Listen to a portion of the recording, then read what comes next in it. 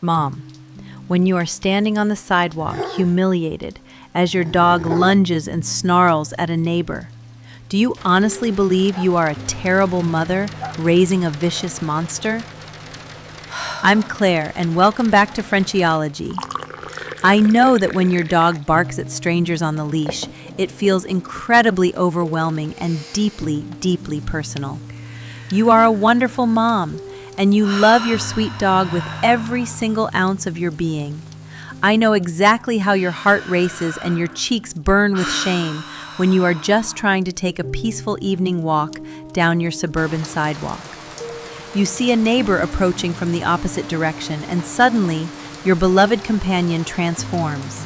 They lunge forward, barking frantically, pulling that nylon leash so hard it chokes them, while the neighbor glares at you in absolute horror and judgment. You quietly mumble an apology, use every ounce of your physical strength to drag your chaotic dog back home, slam the front door shut, and slide down the entryway wall, crying in sheer helplessness. You tell yourself, "I am a bad mother, and my dog is a vicious animal." Please, Mom, come sit down right here with me, uncurl your fingers from that imaginary leash in your mind, and let me tell you the absolute truth. You have done nothing wrong. That dog showing its teeth and barking wildly out there on the street is absolutely not a vicious monster. They do not hate people, and they are not trying to be aggressive. The heartbreaking biological truth is that their fragile nervous system is collapsing under pressure. They are experiencing a full-blown, terrifying panic attack out there on the concrete. Tonight, we are going to explore the 7 tear-jerking truths behind that frantic barking. And I promise to give you the quietest, most compassionate antidotes so that tomorrow's walk becomes a peaceful love song between you two, rather than a terrifying battlefield. Number 1. The illusion of the invisible barrier and the robbery of flight. Let's dive deep into their ancient, primitive biology for a moment. In the wild, when a wolf or a wild dog encounters a terrifying threat, their brain instantly activates the fight or flight response. And almost always they will choose flight. They will choose to run away to keep themselves safe. But that sturdy nylon leash you are holding so tightly in your hand, it has completely robbed them of their biological right to run away. When their only avenue of retreat is cut off by that 4-foot tether, the only primitive instinct left to keep them alive is to fight. That deafening bark is not anger, Mom. It is a desperate scream of feeling backed into an inescapable corner. Just last week, I was watching a lovely older woman walking her dog past Mrs. Higgins' perfectly manicured front lawn. Another dog appeared across the street, and immediately this sweet mother wrapped that leash tightly around her wrist 3 times in sheer panic. That leash was as tight as a guitar string about to snap under pressure. The moment the leash went tight, her dog exploded into a frenzy because through that tight line, she had just whispered to his brain, "We are trapped, and we are going to die." Here is your progressive healing antidote, the beautiful magic of the letter J. Tomorrow evening, when you see a stranger, you must actively loosen that leash until it forms a soft, relaxed J shape dipping toward the sidewalk. Do not let the terror from your hands travel down to their vulnerable neck. The slack in that leash is a biological telegram to their panicked brain saying, "The escape route is still wide open. You are safe with me." Number 2. The exhausting burden of the false alpha. In a natural wild pack, the true leader is always the calmest, quietest animal, and they carry the absolute responsibility of protecting everyone else. If you walk out your front door with your stomach tied in knots, anxiously scanning the street for the neighbor's dog or the mailman, your dog instantly reads your chemical anxiety and realizes that you are simply too weak to be the leader right now. That sweet, furry child is forced to step up, put on an oversized suit of armor, and transform into a fierce bodyguard to protect their fragile mother. They are barking purely to drive the perceived danger far away from you. I see this happen every day in the cul-de-sacs of our neighborhoods. A mom is standing on the corner chatting with a friend, and her large shepherd mix constantly wedges himself right between her legs and the friendly mailman. He physically pushes her behind his back. It looks like he is being stubborn, but he is actually performing a terrified, exhausting duty. We are going to take that heavy crown back from them, Mom. Never, ever let them stand in front of you when you are facing a stranger on the sidewalk. You must actively take one step forward, placing your own body like a physical shield right between your dog and the approaching person. This beautiful, silent action screams to their primal brain, Mom is the leader. Mom handles the scary things. You can finally rest. Number 3, the terrible threat of the human smile. We humans show our kindness and friendliness by looking directly into someone's eyes and baring our white teeth in a big, warm smile.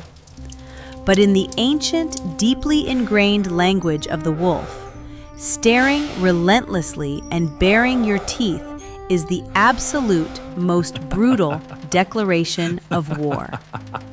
I see this nightmare unfold at the Sunday farmers market all the time. A sweet, elderly gentleman spots your beautiful dog. He bends straight over them, stares intensely right into their eyes, flashes a massive grin, and reaches a hand right over their head, cooing, "Oh, what a good boy!" The reaction is immediate. Your dog explodes, barking violently, terrifying the old man who stumbles backward. And you just want the earth to open up and swallow you whole out of sheer embarrassment. Mom, I am giving you the absolute permission to say no. You must become their ruthless bodyguard.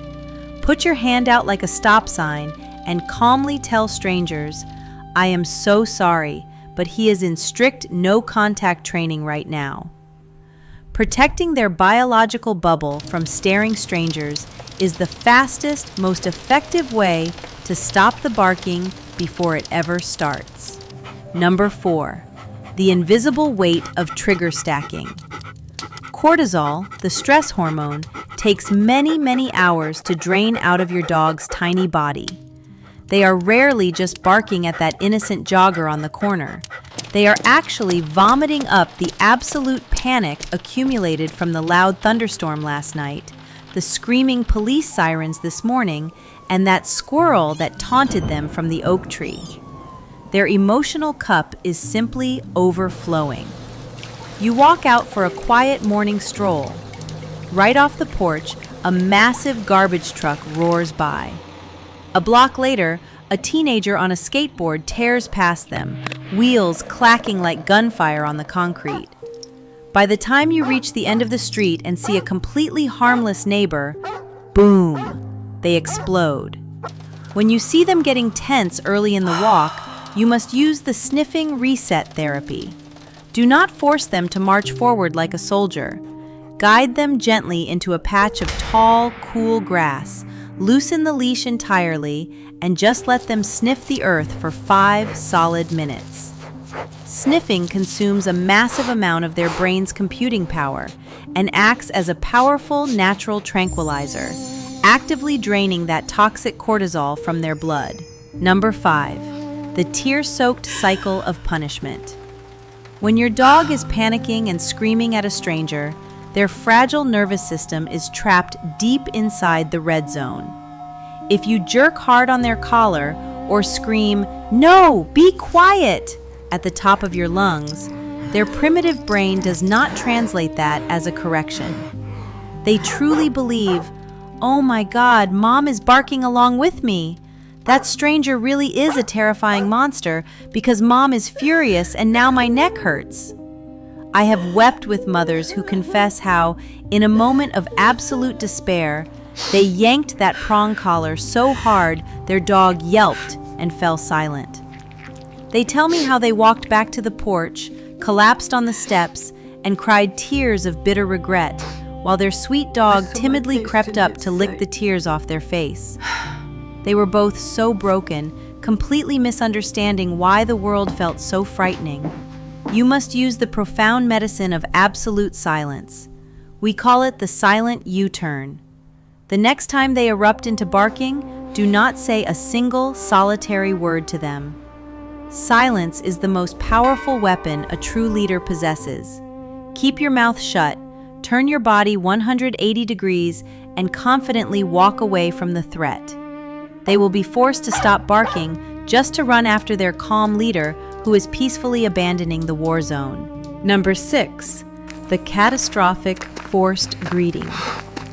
Wild dogs and wolves have never ever greeted each other by walking perfectly straight, head-on, into each other's faces. In their ancient language, a straight, head-on approach is the posture of a deadly duel. They greet respectfully by walking in wide, polite arcs and gently sniffing the rear. But our human sidewalks have forced them into a cruel, highly confrontational ritual. Picture two dog moms walking toward each other on a narrow, paved path in the Central Park. They both shorten their leashes, wrapping them tightly, forcing their dogs to march straight into each other's faces just so the humans can smile and say, "Good morning." The heartbreaking result is almost always a violent, terrifying dogfight, born entirely from human social pressure. Mom, you must use the safe, wide arc. When you see a stranger or a dog approaching from a distance, do not march straight ahead. Proactively cross the street or lead your dog in a large, sweeping curve across the grass. Give their panicked brains the physical space to breathe and to observe the threat from a safe biological distance. Number 7. Transferred trauma and the scent of your own heartbeat. The connection between you two is a two-way street called neural co-regulation. The canine nose is so miraculous that it can literally smell the chemical changes in your sweat the millisecond you feel fear. If your heart begins to race, their brain instantly receives a biological red alert. Mom is in danger. Prepare for war. Picture yourself walking peacefully on a cool evening. Suddenly, you see the dark silhouette of a strange man half a block away. Instantly, you hold your breath, your shoulders hunch up, and your hand grips the leash with a death grip. Even though the man hasn't done anything, your dog feels the absolute terror vibrating down the leash and immediately starts growling to protect you. You must use the deep exhale exercise. It is the most powerful antidote of all. The next time you see a stranger, the very first thing you must do is blow out a massive, long breath and physically drop your shoulders. Send a wave of pure, calm energy flowing right down that leash, directly into their heart. You are telling their wild soul, "I am perfectly fine. This world is safe. Mom, please look at me."